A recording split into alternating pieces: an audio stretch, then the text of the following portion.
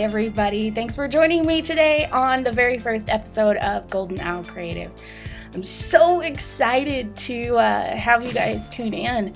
My name's Marie, and today's episode I'm actually going to teach you about English paper piecing, specifically hexagon quilts.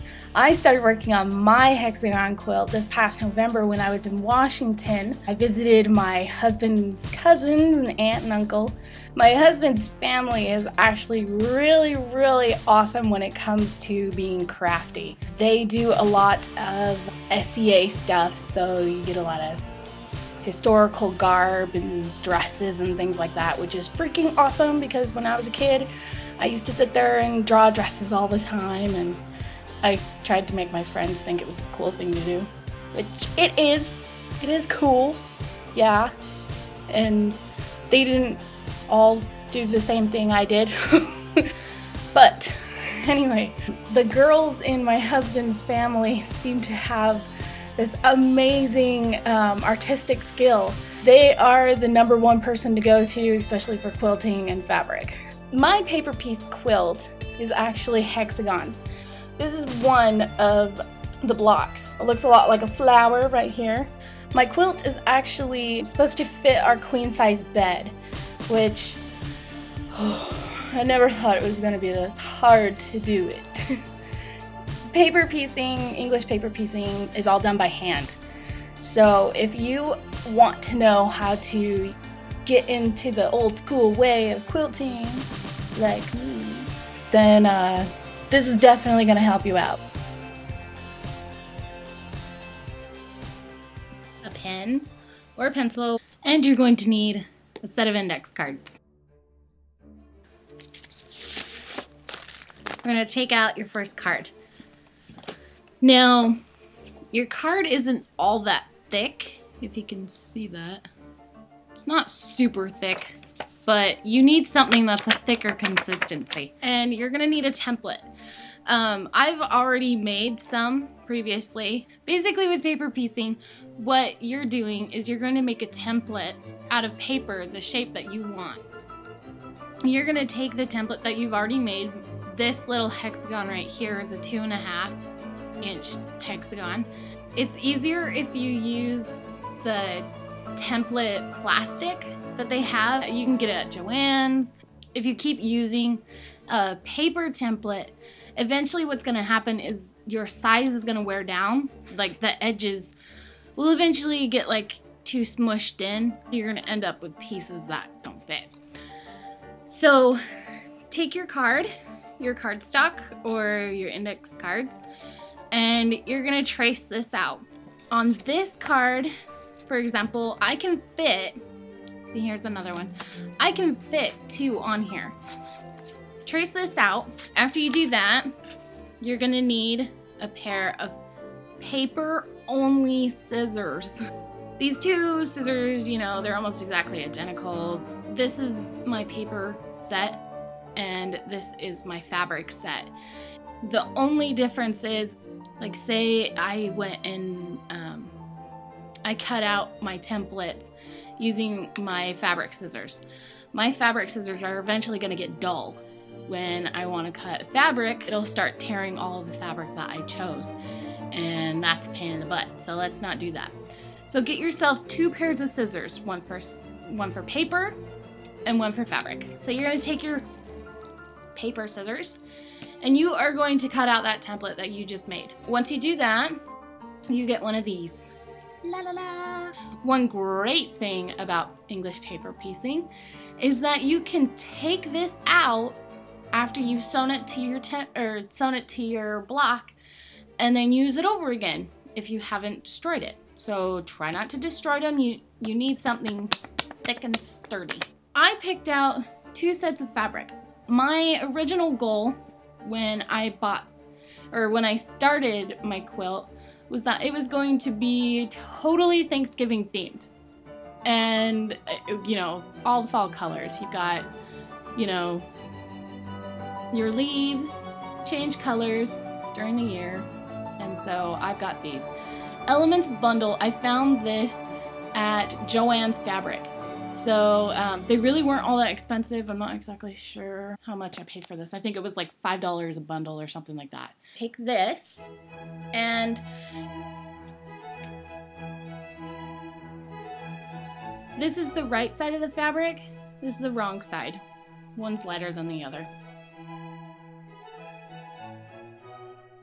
This is your selvage right here.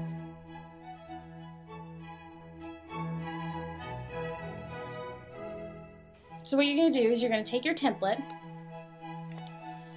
and you are going to pin it. Now see, I don't want, my selvage has little tiny dots and I don't want that in my, you know, when I fold this over, I don't want that in there.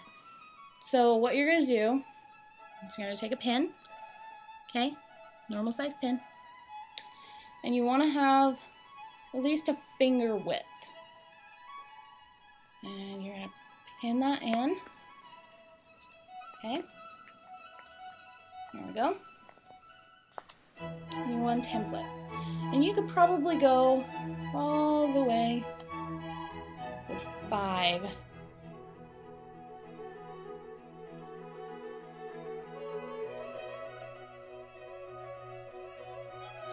Use your scissors, your fabric scissors.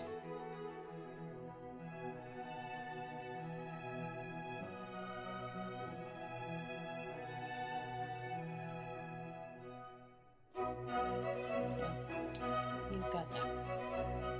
You're going to take needle and thread, and you can get any kind of thread, you know, doesn't matter, because this is actually, when you're first doing it, this piece is actually going to come out. So here we go. So you're going to take this and you're going to fold this over, and then you're going to hold this here and fold it over. Makes it straight. Okay? I'm going to hold this down and you push up and grab the corner. Pull all the way through until it stops. And then you're gonna see, now the edge is right here, so you're gonna go right in the middle. I'm gonna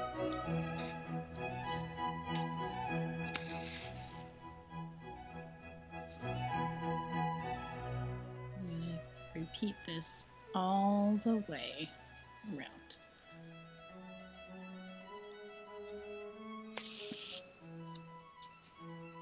So you've got this going on right here.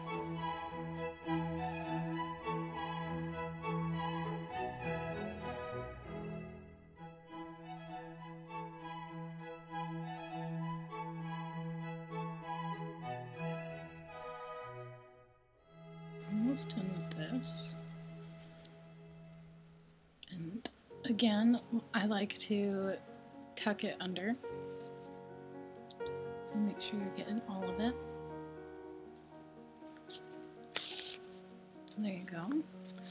In the center. And then this is where we started. See, you've got your tabby here where you started. So you're going to go up and through. Okay. Up and through. And then I go across to the first tuck, or the first bend, and then cut it. And you're gonna cut about that much, okay? You want a little tabby bit hanging off. And you're done with that one.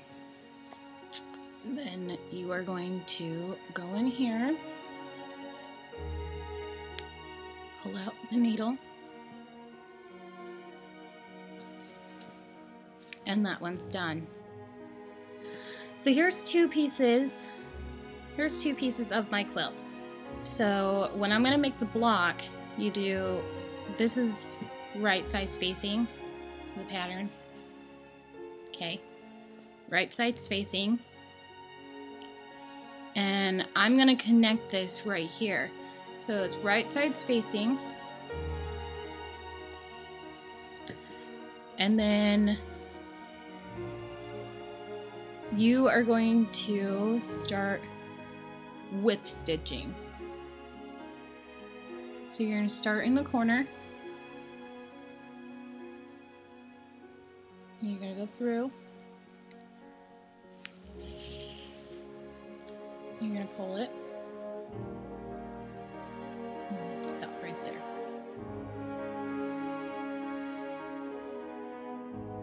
You don't need to sew through the paper. Remember this. You're just grabbing the top bits of the fabric and you're going to stitch. Whip stitch. And you don't need to do them super close. Personal preference, really. I do mine close. So basically what you've got is this when it's finished. And this is how I stitch. So it's really tight and really close. You really don't have to do that. It's just the way I stitch. Let's see. To the left is brown. Or to the right, I should say. So you, yet again, you're going to go, you know, right side's facing. You're going to go right side's facing. Stitch all of this. And then you're going to open it up. And then stitch right side's facing. Okay. So let's see. You're going to go right side's facing. Then you're going to open it up. And then you're going to do these right sides facing. So it's gonna end up, you know, you're going to end up bending this. Continue sewing your hexagons into a block. Once you've finished with your block, sew your blocks together.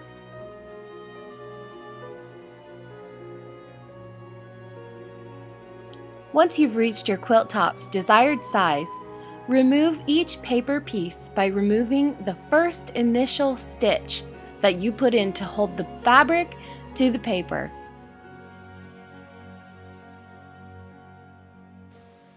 And you are now finished with your quilt top. Go ahead and finish off the quilt just like you would any other quilt.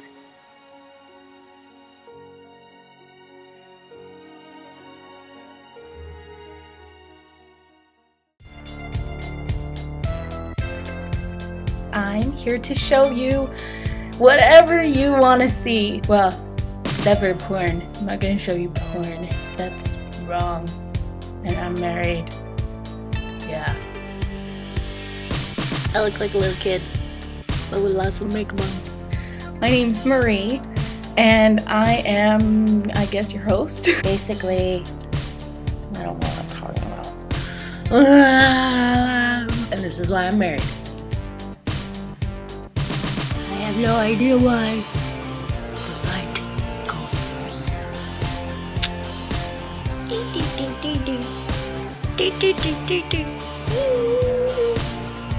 What if I was a zombie?